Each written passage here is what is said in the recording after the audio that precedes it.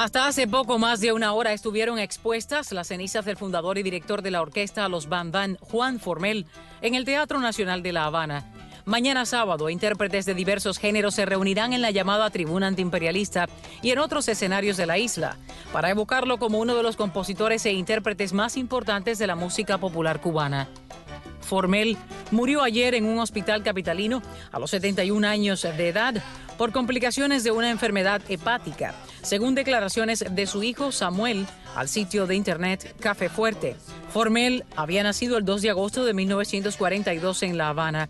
Fue su propio padre, Francisco, que era pianista, flautista y arreglista de orquestas, quien le dio las primeras clases de música, pero luego se formó también con maestros como Rafael Somavilla, Armando Romeu y Tony Taño.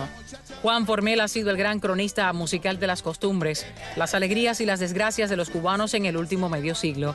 El negro no tiene nada, La Habana no aguanta más, Titi Manía, El baile del buey cansado, Anda, ven y muévete y Chirrín Chirrán son solo algunas de las piezas que le valieron un premio Grammy por sus contribuciones musicales, cuando ya había ganado otro en 1999 con el disco Llegó Bam Bam. Formel inició su carrera profesional muy temprano, a los 15 años, en cabarets habaneros, y a los 17 entró en la banda de la Policía Nacional Revolucionaria. En 1967 se integró a la orquesta de Helio Rebé, en la que ganó fama como renovador. En diciembre de 1969 fundó Los Bam Bam, que debe su nombre al eslogan de la fracasada zafra de los 10 millones y con la que a principios de los 70 creó un subgénero bailable, el songo. Al frente de Los Bam Bam grabó 26 discos. Un chiste callejero cubano decía que cuando dentro de varios siglos alguien busque el nombre de Fidel Castro en una enciclopedia, podrá leer: dictador cubano que vivió en la época de Los Bam Bam. Una sonrisa para recordar a alguien que está tan enraizado en lo que es el folclore cubano. El premiado compositor Jorge Luis Piloto nos acompaña. Señor, un placer tenerlo por aquí. Muchas gracias, profesor. Muy, pero muy amable. El sociólogo Enrique Patterson dice presente. Señor, muy buenas noches. Buenas noches. Muchas gracias. El periodista y amigo, ¿verdad?, de Juan Formel, Armando López, está con nosotros. Señor, muy buenas noches. Buenas noches. Un gusto tenerlo por aquí. ¿Se exagera cuando se dice algo por el estilo o de verdad estamos en el nivel? No, estamos hablando de un músico extraordinario que va a dejar una marca. Yo siempre digo, antes de Formel y después de Formel, yo viví en Cuba en la época de los años en que Formel empezó desde la orquesta Rebé, después con Bam Bam en el 69. Y el aporte que deja Formel desde el punto de vista creativo, primeramente es un músico autodidacta, extraordinariamente original, una persona que siempre se arriesgó a cruzar fronteras. Yo creo que una de las cosas que le hace permanecer en Cuba es que él se da cuenta que esa música estaba ready para ese momento, en ese momento para Cuba. No estaba lista para otras partes del mundo. Si Formel hubiera salido fuera de Cuba, pues quizás hubiese sucumbido un poco a lo que era el movimiento tropical de esa época fuera de Cuba. Él era un pionero y Cuba era una plataforma ideal porque era un lugar donde se estaba creando algo nuevo, no políticamente, no estoy hablando políticamente, no, claro. musicalmente. Ajá. Y era ideal, el público estaba listo para escuchar ese tipo de música. Que por cierto, escuchemos un momentito de esa música.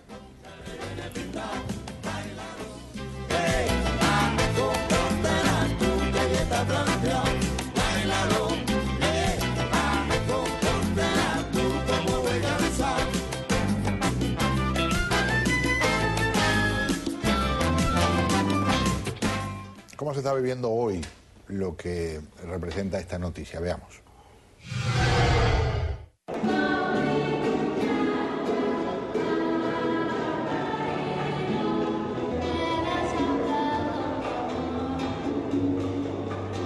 Juan para nosotros era el puro de nosotros y nos sentimos más por eso porque yo creo que toda Cuba y el mundo entero, todo el que bailó y todo el que disfrutó de la música de Los Bam Bam lo va a sentir.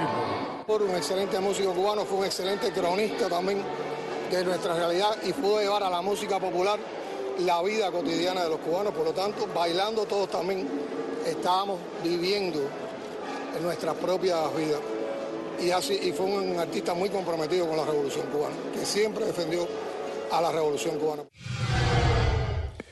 ¿Qué me dice Enrique? Que espero no lo quiera analizar desde el ángulo musical, porque sé que fracasó en su intento de integrar algunos grupos. No lo quiero analizar desde el ángulo musical, pero desde el ángulo sociológico, sí. Claro. Hay que decir que Juan Formel fue un cronista de la conciencia popular. Y que como cronista de la conciencia popular, cuando uno escucha su música, a veces sin tener él la intención, vamos a decir, política, él lograba interpretar los sentimientos de la gente, además de la gente que puso a bailar en toda la época de la Revolución. Y quiero poner un ejemplo. Yo no pienso que sea consciente, sino que es la característica del artista cuando expresa los sentimientos de la mayoría. El Estado tenía una consigna que era que había que sacrificarse y luchar. Y de momento la gente estaba cansada de eso. Y él se conecta con esa cosa de la gente y empieza con: no cojas lucha, que la vida es mucha, que la vida es mucha. Hay que decir que a la vez Juan Formel más o menos era un seguidor o que apoyaba al régimen, pero en la creación musical generalmente se conectaba con la conciencia colectiva y entonces metió un numerazo que todo el mundo es: no cojas lucha, que la vida es mucha. Con lo que se sentía en la calle. Con lo que se sentía en la calle, y eso lo hacía muchas veces, ¿no?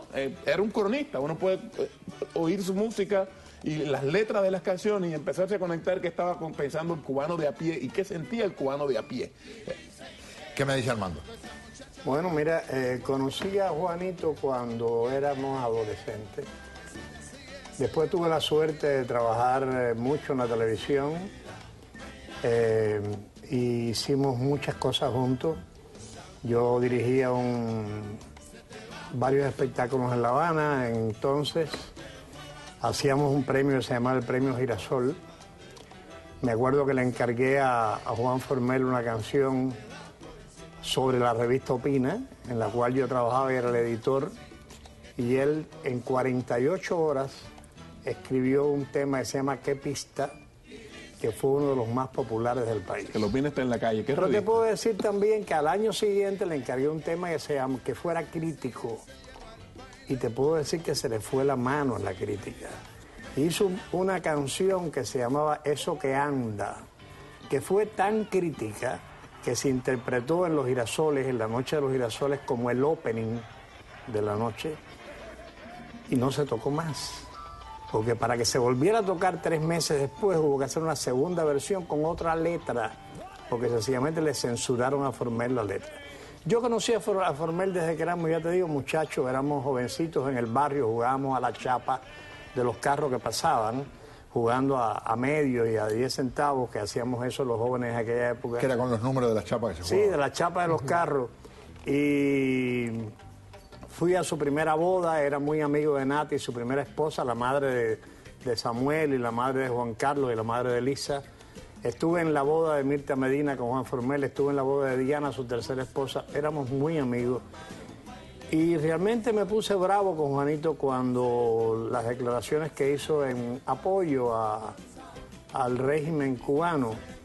Y bueno, él se había puesto bravo conmigo cuando yo había empujado en Cuba una orquesta que se llamó Bandén, que en un momento dado fue muy popular, y yo me había puesto bravo después con él. Pero cuando él llegó a Nueva York, la primera vez que llegó a Nueva York, que debutó en el SUV, en ese lugar de World Music que tenemos en Broadway, bajo, llegando a las Torres, sencillamente yo fui, y cuando nos dimos un abrazo enorme, y él no estaba bravo, ni yo estaba bravo, porque sencillamente la amistad está por encima de todo.